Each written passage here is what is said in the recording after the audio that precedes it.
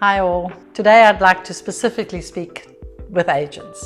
Our business of real estate and real estate sales, the life, blood, and the king of our business is mandates. Sellers give us their mandates, they entrust us with their homes, they entrust us to be their voice to the public, to a prospective buyer, and we need to treat their homes with the respect that they deserve. Does it really matter if you take a property overpriced? Well, if you're not sure or your seller wants you to test, what you can do is, I always say, do the right things and the right things will follow. So if you go to your seller and you can show and prove what the market is doing, you're only really able to prove this once you're in the market a lot of the time.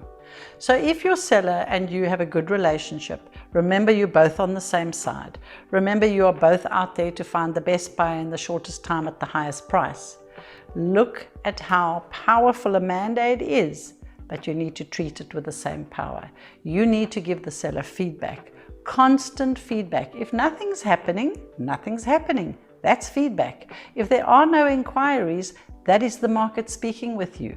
How you treat this information and give this back to your seller is the power you will have in your job as being a conduit to the seller, not only in selling their home, but the conduit between the market information and giving this to the seller. The seller can only make informed decisions once they have the right information. So as you go through the process of your mandate, treating the property, the information, and the seller with the respect that you need to, and giving the appropriate feedback, you will work towards that sweet spot of your sale in terms of having the right buyer, right time, right price. And what is the right price? Nobody knows until a willing and able buyer makes an offer. Happy investing, happy sales.